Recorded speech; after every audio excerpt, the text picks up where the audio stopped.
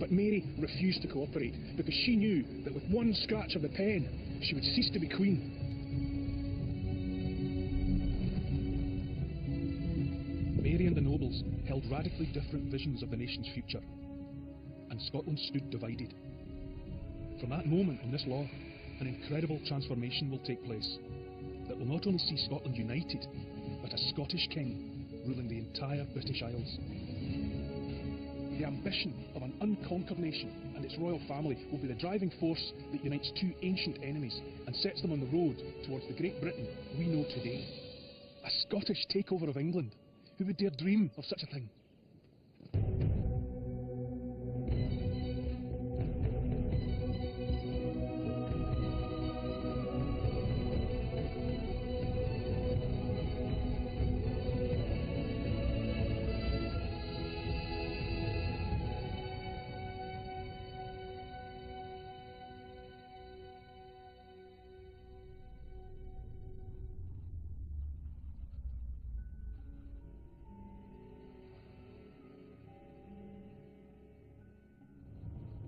In 1542, Scotland's fate came to rest on the shoulders of a 6-day-old girl when its king, James V, died.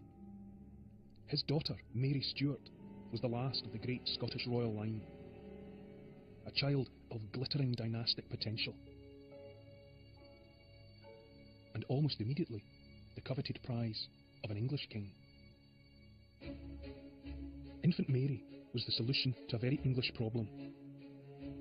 Henry VIII had fallen out with other countries in Europe over religion. He'd broken with the Catholic Church, and now England was vulnerable to invasion. Henry's worst fear was that a hostile army would be allowed to land in Scotland, and from there launch itself into northern England. England's king, Henry VIII, was an arch strategist, and he came up with a remarkable course of action. He would kill off the threat from the north by marrying the Queen of Scots to his own son, and by doing that, Scotland would become part of England. A group of Scottish nobles were seduced by Henry's scheme, and even signed a marriage treaty on Mary's behalf. But Mary's guardians backed out, which brought Scotland and England once again to the brink of war.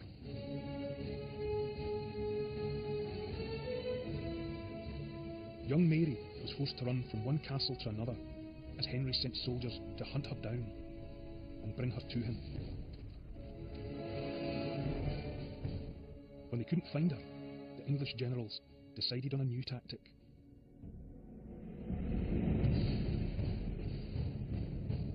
Diplomacy on one hand, devastation on the other. A huge English army invaded southern Scotland.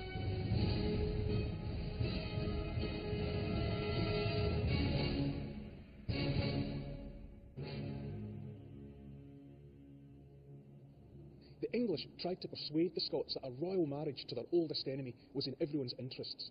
But while the politicians were throwing away words like fellowship and brotherhood and equals, the English soldiers were murdering and raping and burning their way across southern Scotland. Abbeys like Melrose, then major commercial and cultural centres, were devastated as southern Scotland was brought to its knees. But the Scots still wouldn't give up their queen.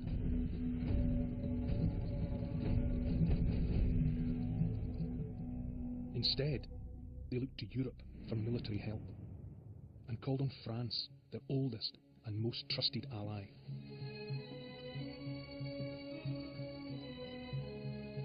Now the French king, Henri, entered the fight. He would send troops to help the Scots fight off the English, but there was a condition. The infant Mary would have to be betrothed to his son, Francois.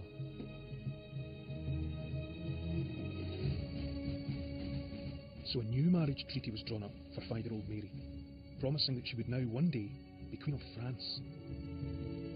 The French king duly sent an army to fight off the English, and a boat to spirit his little Scottish queen to safety. And the English scheme to take over Scotland by marriage was dead.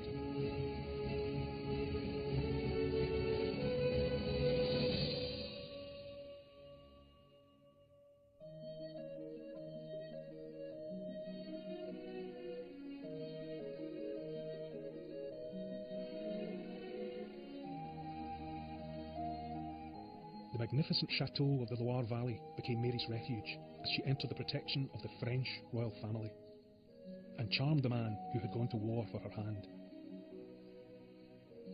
She is the most perfect child that I have ever seen, he wrote. Mary was welcomed in here like a long-lost daughter. In fact, the king, Henri, treated her like one of his own children. She lived in the royal nursery alongside the Dauphin, her future husband, and she received a fantastic Renaissance education, literature, rhetoric, as well as music and dancing and sport. She was a precious jewel, and in this setting, she shone brightest of all.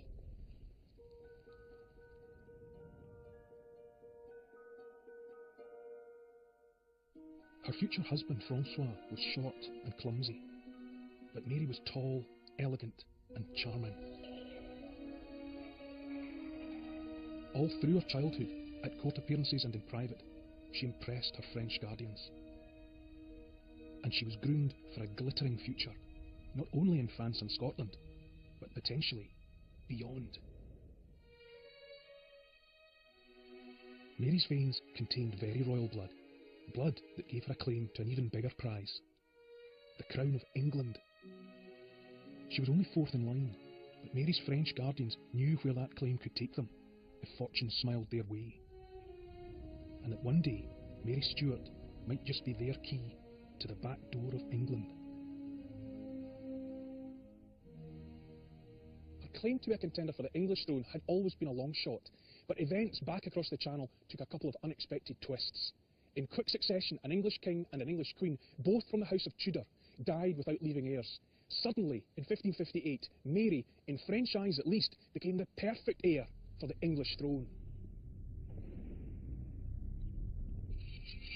There was just one problem. Elizabeth Tudor, Henry VIII's illegitimate daughter, also now claimed to be Queen of England. She had been born just 8 months after her parents' wedding, and in the eyes of many, she was not only illegitimate as a daughter, but would be illegitimate as a queen.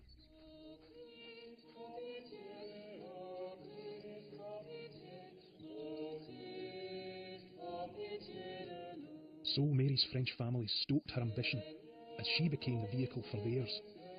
They encouraged her to dream that now the crown of England really could be hers too. If she got it, one single united empire would stretch from Scotland in the north to France in the south. This would be a Catholic empire, vast and powerful, that would dominate the west of Europe. Wasn't that what God had in mind for Mary?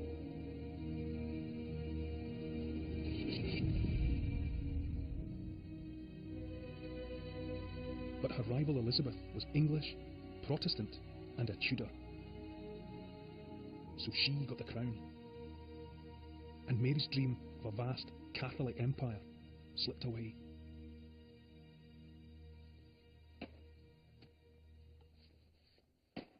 And soon, even the certainty of her own French crown was under threat. The Protestant Reformation was coming. This religious revolution was spreading across Europe, promising to sweep away Catholic monarchs like Francois and Mary. Just a few months into the reign, a group of rebels stormed the chateau at Amboise and tried to capture the king. So who were the rebels? They were Protestants, but they were lords. We know their name now. And they wanted to plot against the royal family, and the king, Francois II, was young and weak. The revolt failed, and a very public and a very bloody example was made of the rebels. How much of this would Mary, Queen of Scots, have seen with her own eyes? We know she saw the bodies at the balconies of the chateau, because she was in the chateau. So it was the first time she was confronted to such a thing. Such violence? Yeah, first time she saw this. As the bodies were hung from here to show the people. Yes, to make an example. This is what you get. Yes.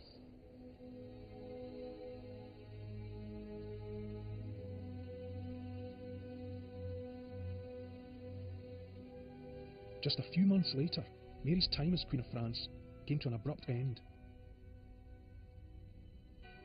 Her young husband, Francois, died of an ear infection, leaving Mary a widow and a powerless dowager queen.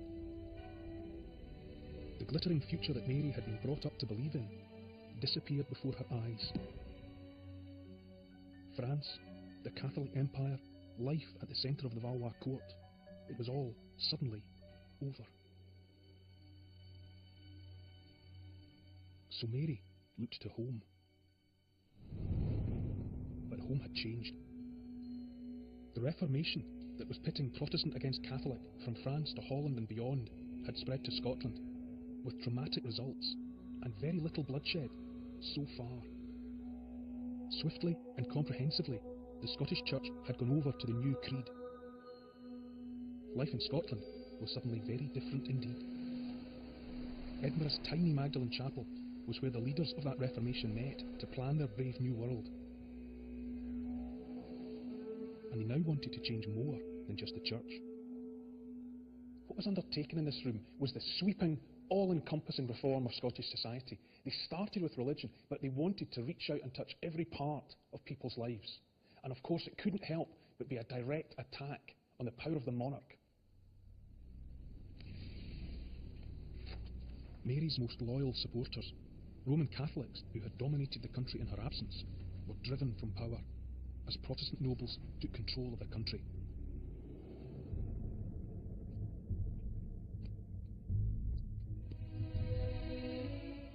The movement's spiritual leader was a preacher called John Knox. He called for those who practiced the Catholic Mass to be put to death. He even went so far as to claim that Catholic monarchs could be justly deposed. Catholic monarchs like Mary. When the Scottish nobles heard Mary was coming back, different factions sought her out. One Catholic earl wanted Mary to return as a Catholic figurehead in a war to drive out the Protestants.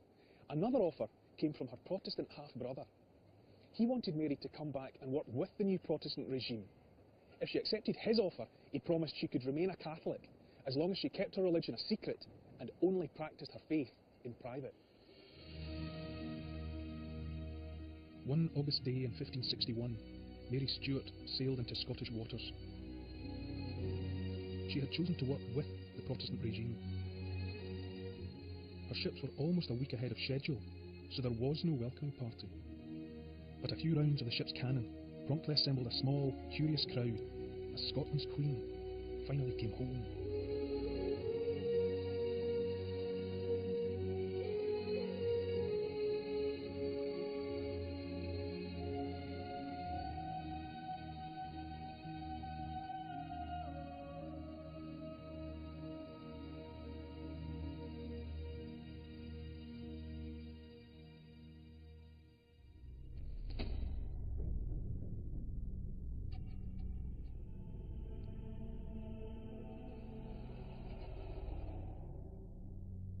During Mary's first private mass, on her first Sunday back, a mob gathered outside Holyrood to protest. They jeered and shouted that they were going to kill the priest, but they couldn't get to Mary. Eventually they went away, but the secret of the Queen's private faith was out, and the truth hung in the air like a bad smell. John Knox wouldn't even tolerate Mary's private faith.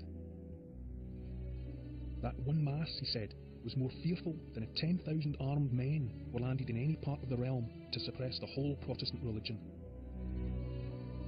From the pulpit of St Giles, he openly preached against her. Knox was brought before the Queen, and straight to Mary's face he questioned her right to rule Scotland. Why? First of all, she was Catholic, and Scotland wasn't, not anymore. Second, she was a woman. But Mary had lived long enough to have seen the realities of religious reformation. She was no innocent, so she faced them down. Scotland could remain Protestant. In private, however, she would remain Catholic.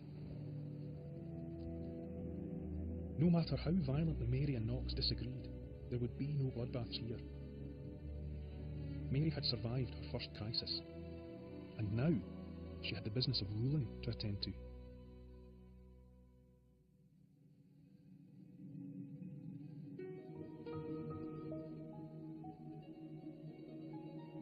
Mary began to tour the whole country, winning over the powerful regional nobles with her beauty and her cultivated charm, rekindling old loyalties that ran deeper than the new religious ties, sending a clear signal that she was back and in charge.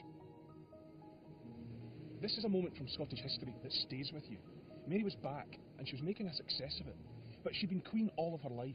She'd been surrounded by the magnificence of the French court, and she'd had her ambitions to be Queen of England inflated and fanned. Now, after all that, could she really reconcile herself to a life lived here, out on the edge of the world?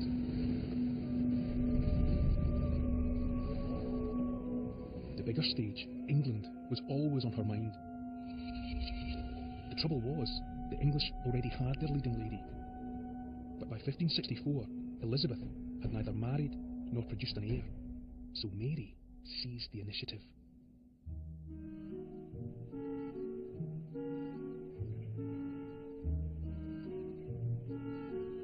Mary began surveying the field for suitable contenders for marriage. But Mary wasn't just looking for a husband. She was looking for a stud to maintain or even improve the bloodline. Someone who could finally help her fulfill her dynastic potential. First, she investigated Catholic suitors, Spaniards and French. The French one was her dead husband's adolescent brother, and the Spanish one promptly lost his mind. Elizabeth offered her own favourite, but eventually Mary settled on something much closer to home, an English cousin. Like her, he's a good dancer, a good huntsman, tall, good-looking and young. His name was Henry, Lord Darnley, and he was the boy who would be king. After a whirlwind romance, Mary and Darnley married, and Scotland was poised to have a cocky 19-year-old not just as its queen's husband, but as its out-and-out king, all with Mary's blessing. But then something strange happened. A clue lies here, in the National Museum of Scotland. So what have we here now? Well, we have a coin which was struck to commemorate the marriage of Mary Queen of Scots and Henry Lord Darnley in July 1565. And that's the happy couple. Indeed, yes, face to face, staring into each other's eyes. And the inscription has Henry's name before Mary's. So it's Henry and King before Mary and Queen. Yes. So I think it was probably considered fairly soon after this had gone into circulation that it was in fact conveying an unfortunate message. And they were withdrawn from circulation very rapidly and replaced with a different type. What replaced it? It was replaced by a different coin, the same size, but with different designs on it. So surely that's mysterious that two coins should replace one another so quickly. Well, Mary, of course, was of higher status than Henry Darnley, and the coin seemed to convey that he was at least equal, if not in fact superior status.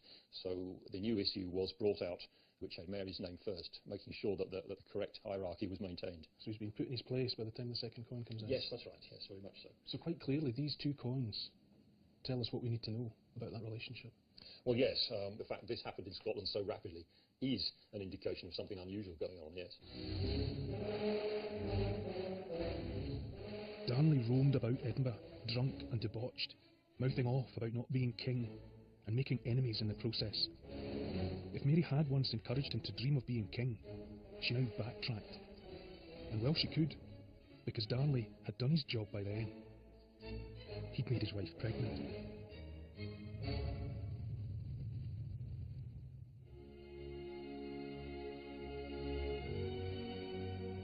Guns fired across Scotland to salute the future king when Mary gave birth to a son, James, on June the 19th, 1566.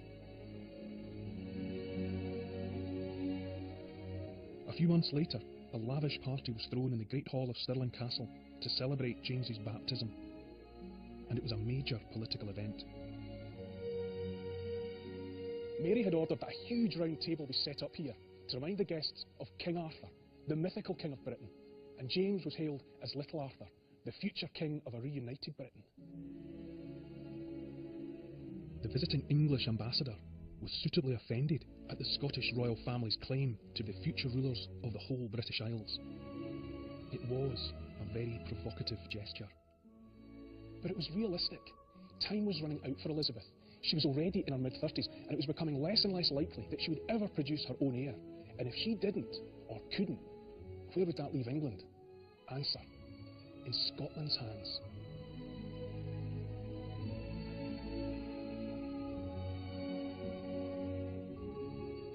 Whether Elizabeth liked it or not, baby James would be the next in line.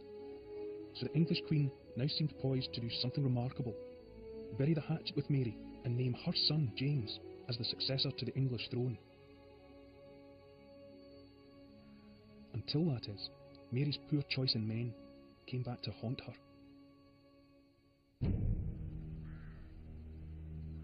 The house where Darnley, Mary's husband, was staying was blown up with gunpowder packed into its basement. But it wasn't the blast that killed him. His body was found some distance away from the scene of the explosion. In all likelihood, he was strangled as he tried to flee for his life. The Scottish nobles had finally run out of patience with Darnley. But some said the blood on their hands was ordained by the Queen herself, and Mary's behaviour seemed to prove those suspicions. She didn't rush into mourning clothes, nor did she give her husband a state funeral. Instead, Darnley's body was dumped at night somewhere in Holyrood Abbey. You get a sense of Darnley's tragedy here.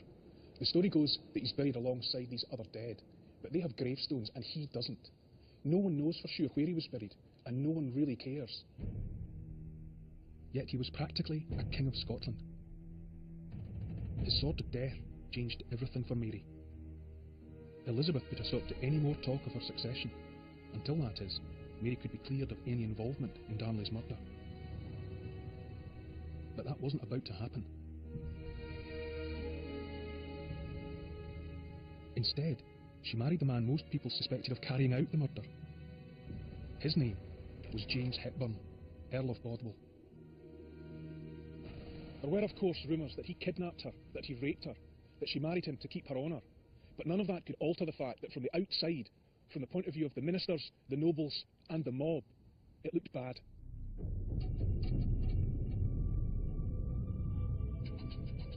Those factions who had always opposed her, chief among them the hardline Protestants, now rose up against Mary and her power-hungry new husband, and Scotland teetered on the point of civil war. Mary and Bothwell met their opponents outside Edinburgh, ready to calm their kingdom with violence. But on the battlefield, Mary begged her opponents to avoid bloodshed and to allow Bothwell to escape. In return, she offered herself into captivity. Mary was taken to Lochleven Castle.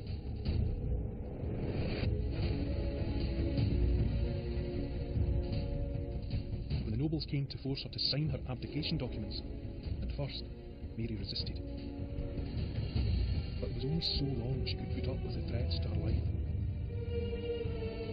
So she signed, and gave up her power, gave up her country. A few months later, Mary escaped and tried to get it back. But it was too late. The army that she raised was defeated at Glasgow, and Mary fled to England, where she threw herself on Elizabeth's mercy. But Elizabeth put her back in prison.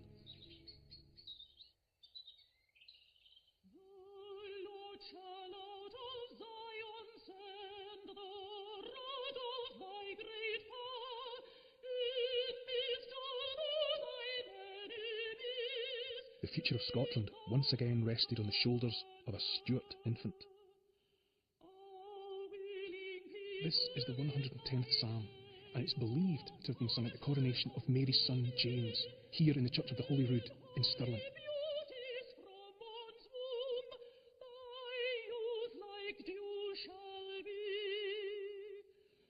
It was the worst attended Scottish coronation of all time.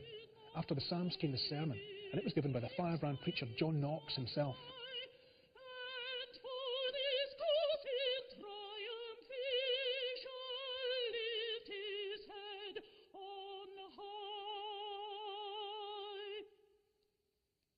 It wasn't unusual for an infant to become a king, especially not a Stuart king, but there was something momentous about the day, and it marked a turning point in the history of the nation. For the first time, a king of Scotland had been crowned in a Protestant ceremony.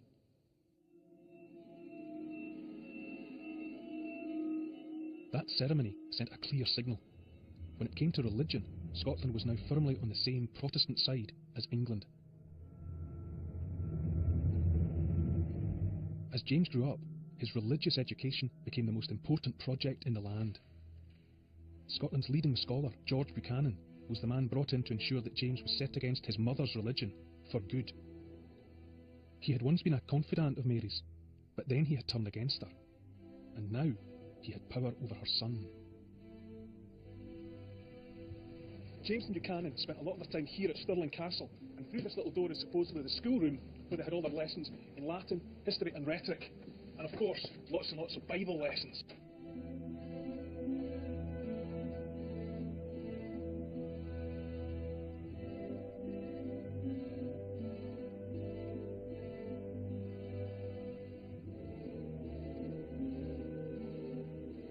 You can't help but feel for little James. He was here without a mother or a father. He was kept away from the people. He was almost a captive himself. And he wasn't here to do what he wanted. He was here to do what he was told. To make matters worse, the man responsible for his education was not above inflicting physical punishment. After one beating inflicted by Buchanan, James's guardian, the Countess of Mar, accused him of going too far. Buchanan retorted, "I have whipped his arse. You may kiss it if you want to."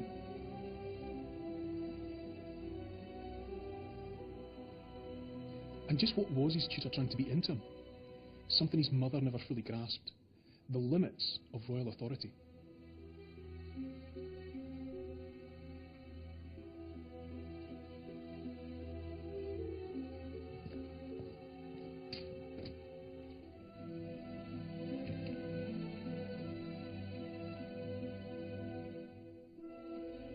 In the new Protestant Scotland, the role of the monarch was under review. The will of the people was what mattered now. And Buchanan wanted to ensure that James got the message. He even wrote a book to help James be the right sort of king. Listen to this. It's from George Buchanan's personal note to James VI at the start of his book about kingship. "I have sent you this book to steer you through the reefs of flattery. It may not only admonish you, but also keep you to the path which you have once embarked upon. And if you should stray from it, rebuke you and drag you back again." Now, it's all couched in very affectionate language, but there's no mistaking Buchanan's intent. It says to me that he wants to control the young prince. In fact, he wants to create a puppet king.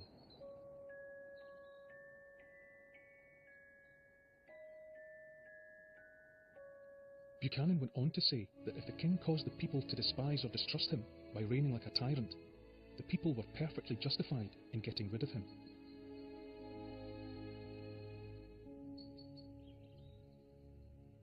It was meant as a warning, not necessarily as a prediction. But just a few years later, James came to understand exactly what his teacher had been trying to tell him. A group of Protestant nobles lured 16-year-old James to this castle and took him prisoner. James's crime? He had been keeping dangerous company. The company of an older, charismatic French cousin. Esme Stuart was the only family James had ever known, and James had grown bold with him around. Once trusted advisors had found themselves sidelined, some had even been executed, and his cousin had been promoted in their place. Esme Stuart was two things the Protestant nobles feared most. He was French, and he had Catholic sympathies. Even more worrying, he had an influence, even a power, over young James. Protestant nobles felt their power slipping, and in England, Elizabeth grew worried at developments north of her border. So, with her support, Esme Stuart was forced back to France. And James came to share his captive mother's fate. James stews in captivity as days turn into weeks, turn into months, and into a year. He's just a young boy. He knows his mother has been imprisoned in England for years, so maybe this is his lot. Or perhaps his captors have another, more grisly fate in mind for him. But his jailers didn't seem to know what to do with him. For the best part of a year, they moved him around the country. Until, finally, James escaped.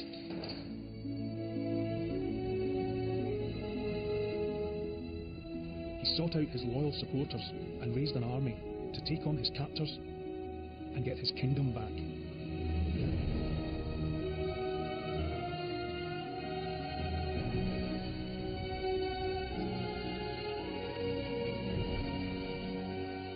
A few skirmishes later, James marched into Edinburgh and took full control of Scotland. And it wasn't long before James showed just what kind of king he intended to be. The book of his old tutor, George Buchanan, that contained all those ideas of the king's rightful place, the book designed to rebuke James and drag him back to the correct path, was banned.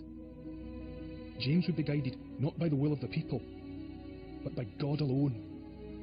James would be an absolute monarch.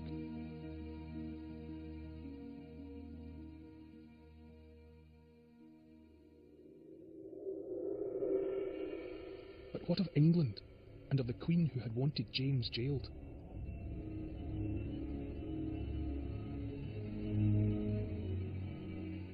Elizabeth was facing war in Europe, and now she sought an alliance with the Scottish king. But James had a price in mind, nothing less than a guarantee that he would be her heir.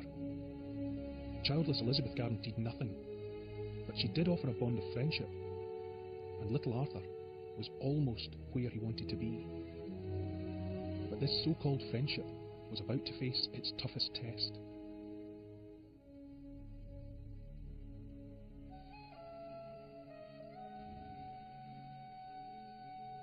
In her 19th year in Elizabeth's English prison, Mary had grown reckless. Almost everything she'd hoped for had been lost. The Catholic Empire, power in France, power in Scotland, even her liberty.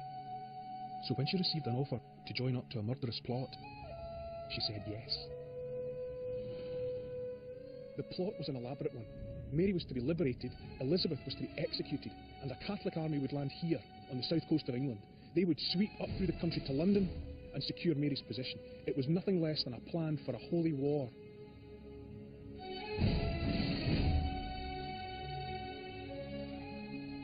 Mary wrote a letter agreeing to Elizabeth's murder. The letter was intercepted.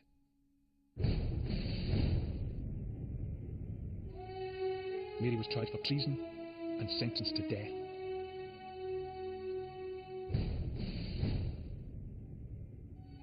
James now faced the toughest decision of his life. Just how far should he go in pleading for the life of the mother he hadn't seen since he was a baby? If he was seen to be weak, if he did nothing, then the Scottish people themselves might rise in defence of Mary. But if he shouted too loudly and severed his ties with England and with Elizabeth, what would that mean for his place, his unspoken place, in the line of succession?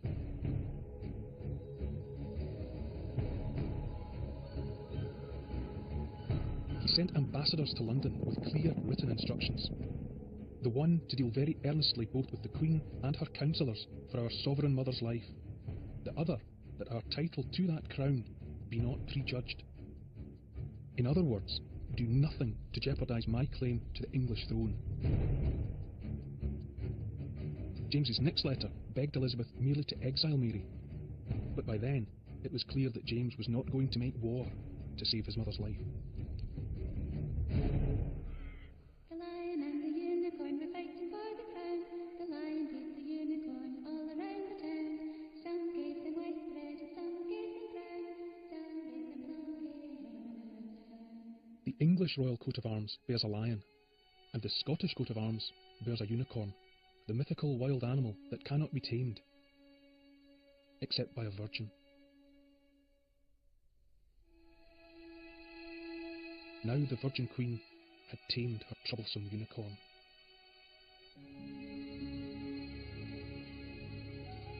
Mary went to the block dressed as a Catholic martyr and still claiming to be the rightful Queen of England. Nothing became her in life like her death.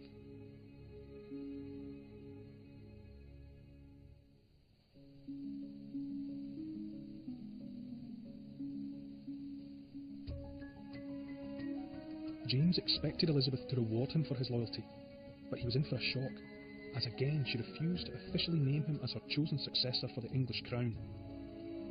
So James set about proving himself as a king in Scotland.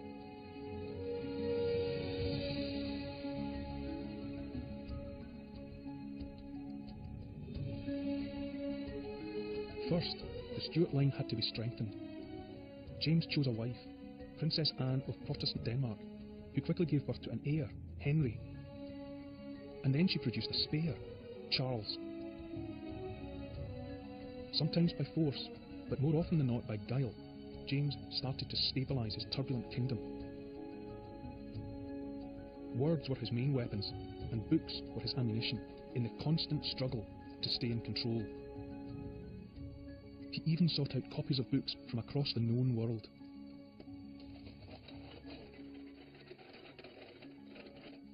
So what have we got here, Ian? Something rather intriguing. A translation into Scots of Machiavelli's famous treatise on statecraft, The Prince, done by William Fowler for his sovereign James VI. And here is the first page: The Prince of Nicholas Machiavelli, Secretary and Citizen of Florence, translated Firth of the Italian tongue. Rather nice usage of Firth, out of the Italian tongue. What is The Prince all about? What's the essence of Machiavelli's work? Power. The getting, the keeping, the exercise of power, and the use of it for the prince's ends and for the good of his state.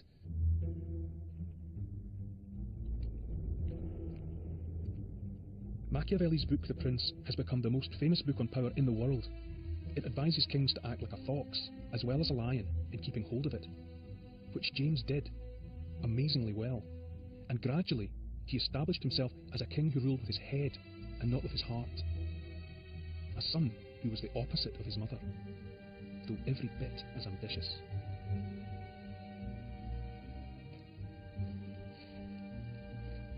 Elizabeth's stubborn refusal to name James as her chosen successor became irrelevant. The writing was on the wall for Tudor England, and James was the only real contender for the crown. Like his mother, the perfect solution to a very English problem. James had already proven himself to be an adept ruler in Scotland. He had succeeded where Mary had failed. He was also the right sex and the right religion to rule in England. And what's more, he had done something the Tudors had never been very good at. He'd produced viable heirs. Now, all he had to do was live longer than Elizabeth.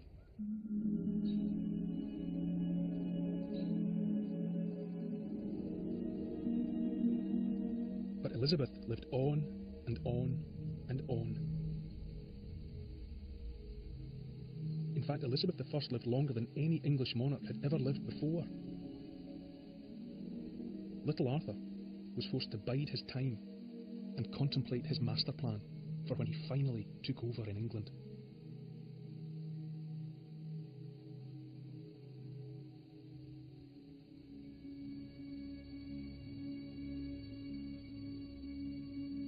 James was 36 when he received the news he'd spent half a lifetime waiting for. Elizabeth was dead, the Tudors were finished, and England needed a king. James received the news just 3 days after the death of Elizabeth. The kingmakers wanted him to go down south. He was to go immediately and directly to the seat of power. But James had other ideas. For one thing, he was going to take his time. And for another, he wasn't going to travel light. He was going to take his whole entourage, all the pomp and circumstance he could manage. This was to be a triumphal tour of the promised land.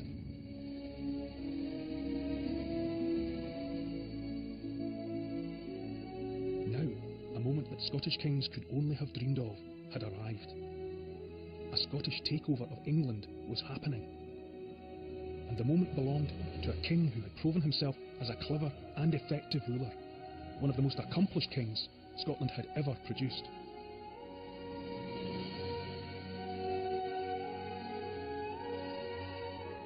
He entered London just a few days after an outbreak of plague.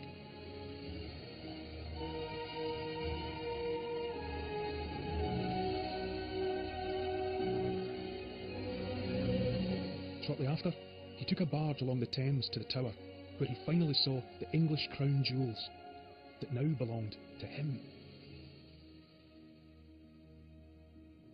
Put yourself in James's position. This was the seat of power of his most ancient foe, the enemies of his blood. The people who had burned, raped and murdered his forebears, who had sought to dominate his nation for 300 years, were offering everything they had, throne and crown included, to him. Imagine what that must have felt like.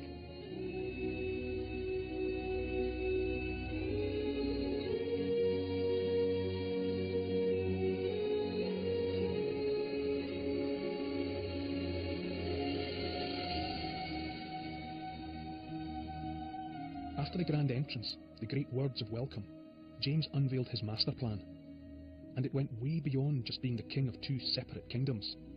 Now, according to James, was the chosen moment for a new country to be born.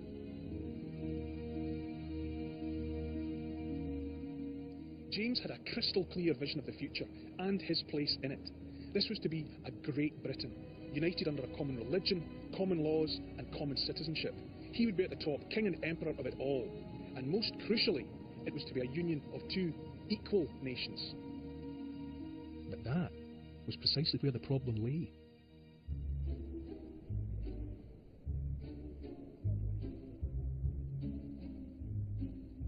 What's so equal about Scotland and England? Said the English nobility. England, they thought, was clearly the superior nation, richer, more developed, stronger. What benefit would there be in joining with backward and impoverished Scots?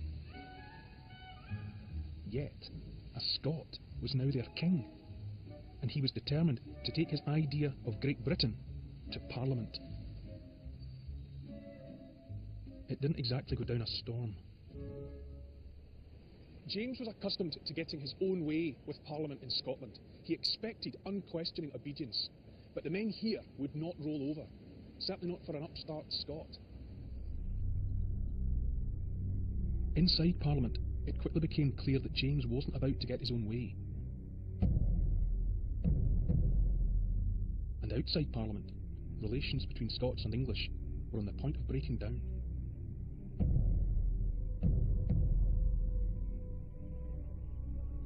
James exacerbated the situation by his own actions. He began to shower his inner Scottish circle with gifts, money, pensions, land. English estates were dealt out to Scottish nobles. And suddenly, England seemed to be ruled by a clique of very powerful Scots, blocking the way of English courtiers and nobles to riches and royal favour. Scots in London began to acquire a reputation as being on the make and tight-fisted, and closed ranks around their king. Their prominence was to make them a target in one of the most spectacular conspiracies in British history. One group had come to especially hate James and his expatriate entourage, and decided to take matters into their own hands. English Catholics felt the Scottish king had let them down with empty promises of tolerance, and so they turned not only against James, but against all Scots in London. One of these conspirators was a mercenary called Guy Fawkes.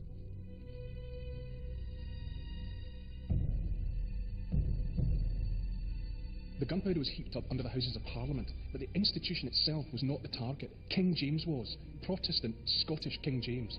They later said they had enough gunpowder to blast him all the way back to Scotland. After the plot had been foiled, after Guy Fawkes had been tortured and made his confession, it was revealed that the conspirators had detailed maps and plans giving the locations of the houses of every prominent Scot in London. What they had planned was nothing less than the ethnic cleansing of the whole city.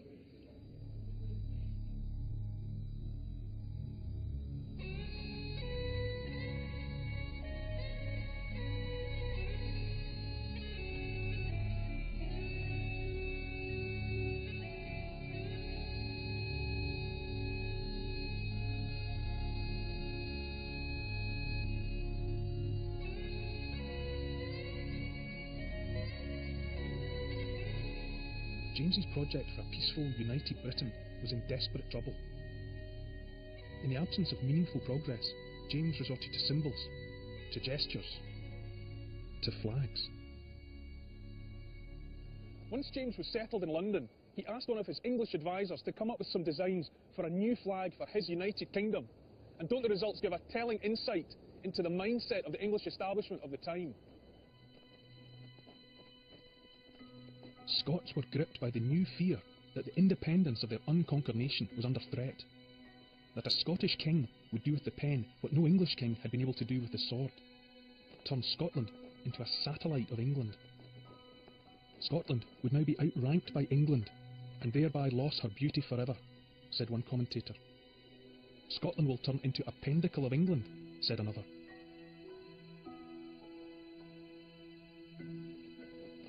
The Union flag, with the English cross set on a Scottish background, was what James chose to represent his united kingdoms. But in James's lifetime, it was no more than a reminder of what might have been, of an idea whose time hadn't yet come. The people of the islands, both Scots and English alike, weren't ready to be British, and so Project Britain ground to a halt.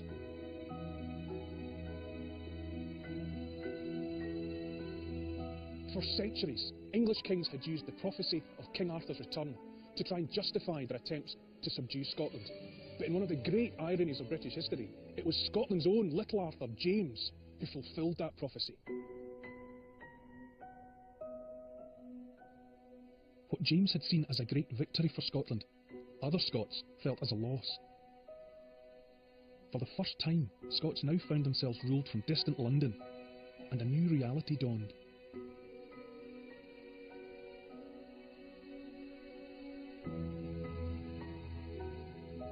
By 1603, the Scottish people had a powerful sense of their identity as an ancient and free nation, unconquered by successive waves of invaders, who had fought time and again to secure their freedom and forged a place in Europe. They had also created a unique and distinctive court. But the events of 1603 weren't just a further step along that road. They were the decisive turning point in Scotland's story.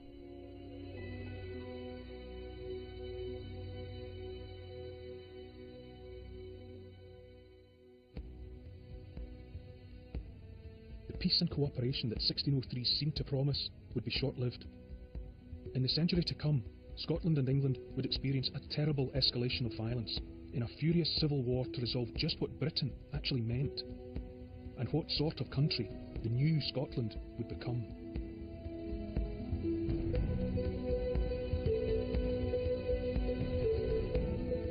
Scotland has no shortage of drama, bloodshed and intrigue. Visit bbc.co.uk/Scotland's history. The Open University has also produced a booklet about Scottish history and an audio walk linked to tonight's programme. If you want to know how you can claim your free copy or download the walk, visit the website or call 0845 300 8850.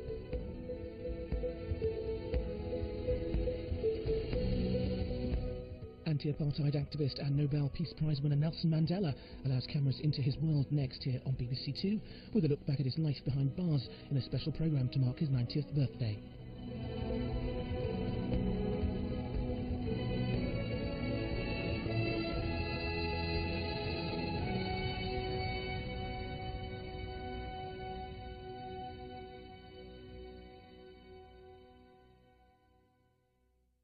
In the last 25 years, I've written 47 novels, and they've sold almost 60 million copies worldwide. But a year ago, at the age of 59, I was told I had Alzheimer's. No, I'm not going to do the film. I'm not going to perform for the camera. It's not easy showing you this stuff. My name is Terry Pratchett. At least I think it is. Terry Pratchett, Living with Alzheimer's, Wednesday at 9 on BBC Two.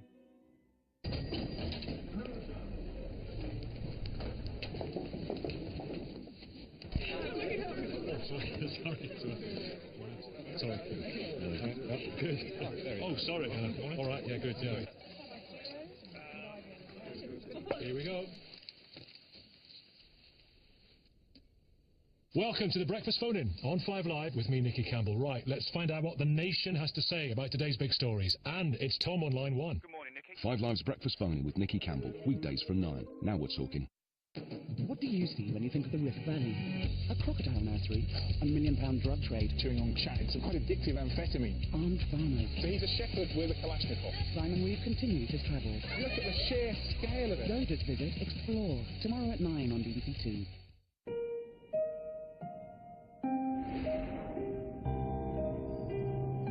Now on BBC Two, the world's most admired statesman allows cameras into his private world.